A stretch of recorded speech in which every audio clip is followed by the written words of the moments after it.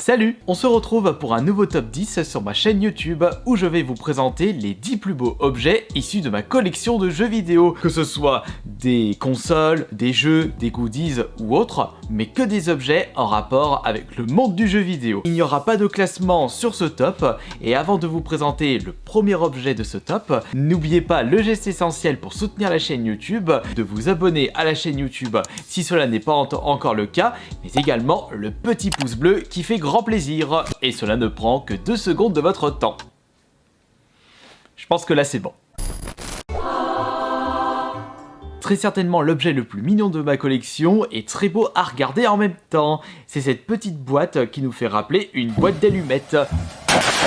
Mais dedans renferme un objet indispensable pour les utilisateurs de la PS1. Il s'agit d'une boîte renfermant une carte mémoire officielle. Vous parlez de ça?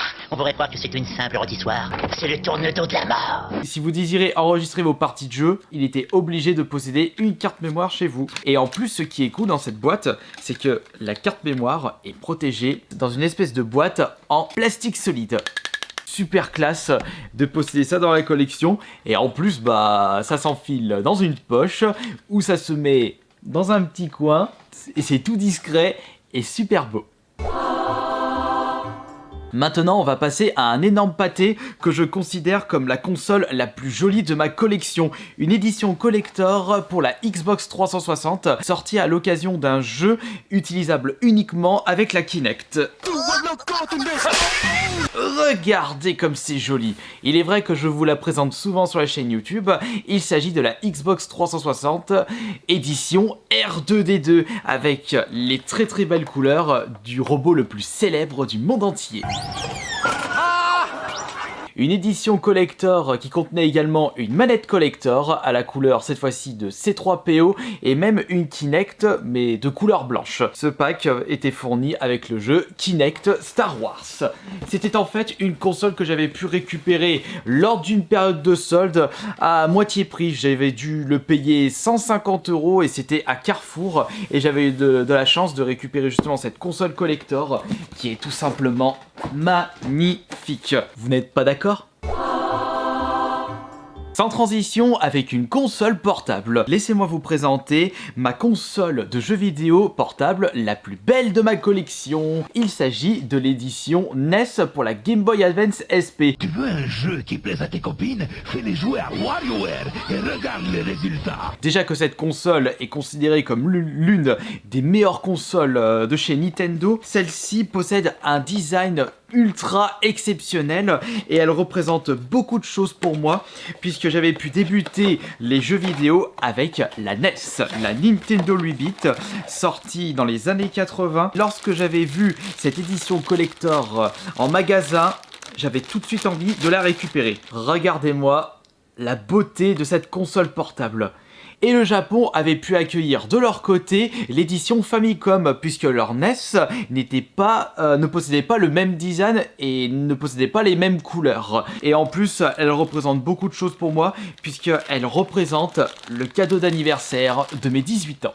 Bon, je triche un petit peu. Ici, j'avais pas 18 ans, mais 20 ans. D'ailleurs, l'objet suivant est en rapport avec la NES, et c'est un jeu qui était sorti en 1986 et le début d'une des séries les plus célèbres de Nintendo. Et cette cartouche possède quelque chose de somptueux pour le regard de nous tous. Vous savez, une cartouche NES de base, on a le droit à cette couleur grise, avec un design pour l'image du jeu, mais vous saviez que certaines cartouches possèdent des couleurs différentes. Par exemple, du côté de la N64, on a le droit à un Pokémon Stadium 2 avec un côté en or et un côté en argent pour représenter Pokémon Or et Pokémon Argent. On a même le droit à des cartouches N64 de couleur verte pour Sargy Army Men, je crois, mais c'était une cartouche uniquement sortie aux États-Unis. Mais nous avons eu le droit à la cartouche la plus belle qui existe dans le monde de Nintendo et même dans le monde des jeux vidéo. C'est bien entendu le célèbre Zelda. Frappez-les de votre épée magique. Explorez le monde d'Hyrule. Sauvez la princesse. La légende de Zelda.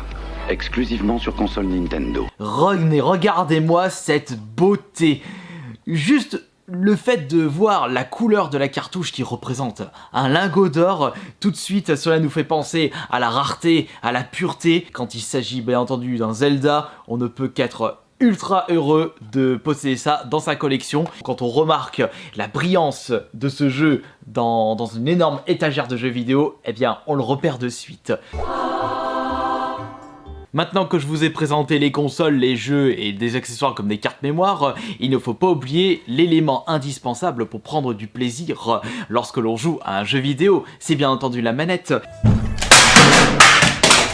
Et je vais vous présenter la manette que je considère comme la plus belle de ma collection et que je vous ai souvent présentée sur la chaîne. Il s'agit de la manette tronçonneuse de Resident Evil 4. Et vous pouvez constater qu'il s'agit d'une manette pour la GameCube, puisque on a eu le droit à une manette tronçonneuse de couleurs différentes pour la PS2, c'était de couleur orange. Bon, bien entendu, c'est beaucoup moins maniable qu'une manette standard, classique, mais vous pouvez tout de même vous procurer quelques plaisirs supplémentaires avec une manette de ce style-là. Mais il n'y a qu'à voir le design et surtout les couleurs utilisées, et puis même la tronçonneuse est quelque chose qui représente beaucoup de choses pour Resident Evil 4. Ça nous fait penser à cette créature qui n'arrête pas de nous pourchasser, armée de sa tronçonneuse, il vous touche et vous mourrez. Signe de peur, signe de puissance et signe de beauté. Je n'ai que très peu de peluches, mais il y en a une que j'affectionne tout particulièrement. Il s'agit de ma première peluche de Rouge the Bat. C'est une peluche qui était sortie à l'occasion de Sonic Adventure 2. Je l'avais achetée sur eBay. Je me souviens qu'à l'époque, j'avais mis un sacré budget pour la récupérer. C'était à l'époque où on se demandait quelle personne allait mettre autant de pognon dans une peluche. Alors qu'aujourd'hui, les peluches maintenant, ce n'est plus 50-60 € pour les plus rares. Maintenant, c'est x10, voire x20. Elle est super mignonne. Ils l'ont franchement super bien foutue en peluche. Et pour ceux qui ne le savent pas, cette peluche de Rouge the Bat représente mon personnage préféré issu de la licence Sega. Oui, c'est Sega, et issu de la licence Sonic. Il était impossible pour moi de ne pas vous parler de mon jeu vidéo préféré, F-Zero GX, sorti fin 2003. Mais je ne considère pas la version FR comme l'un des objets les plus beaux de ma collection, mais plutôt la version japonaise. Regardez la différence de taille entre une édition japonaise et une édition FR. Bah, il n'y avait pas besoin de faire des boîtes ultra grosses, sachant que les CD de GameCube sont 2 fois plus petites qu'un DVD ou un CD d'une PS1. La notice était également Raikiki et c'est limite de la même taille qu'un jeu PS Vita. Oui, c'était presque le cas. Regardez, il y a juste ça qui dépasse. D'ailleurs, on peut se demander à quoi vont ressembler les boîtes de la PS5 si Sony ne décide pas de conserver le format Blu-ray pour sa prochaine console. Depuis bientôt 20 ans, le blister d'un jeu vidéo est représenté par un plastique souple. Ce petit élément qui ne tient pas dans le temps, que vous pouvez déchirer très facilement. Dans les années 90 et 80, les jeux vidéo possédaient des blisters beaucoup plus solides qui aujourd'hui tiennent vraiment dans le temps si on en prend grand soin. C'est d'ailleurs le cas pour ce Secret of Evermore qui également possède un blister propre à lui parce que le jeu était fourni avec son guide officiel et nous pouvons constater que le jeu dans sa boîte, un jeu Super Nintendo, était carrément vendu avec son guide officiel et c'était un blister solide qui était adapté aux crosses des magasins puisqu'à partir de ce petit trou là, les vendeurs et les gérants des magasins, des boutiques de jeux vidéo pouvaient mettre sur des crosses adaptées les différents stocks de leur magasin. Ces objets sont très convoités chez les collectionneurs et ce sont des objets qui peuvent partir à des prix totalement hallucinants par rapport à la demande. Vous allez vous demander qu'est-ce que je fous avec mon classeur de cartes Panini Fortnite. Eh bien justement c'est le 9e de ce classement. Je considère l'une des cartes de ma collection comme l'un des plus beaux objets de ma collection. N'oubliez pas que Fortnite fait partie de l'un de mes jeux préférés de l'histoire. Et la carte en question est juste ici. Je vous présente Ravage qui est en fait mon skin préféré de Fortnite dans sa version cartes Fortnite Panini officielles. Ils n'ont sorti actuellement qu'une série.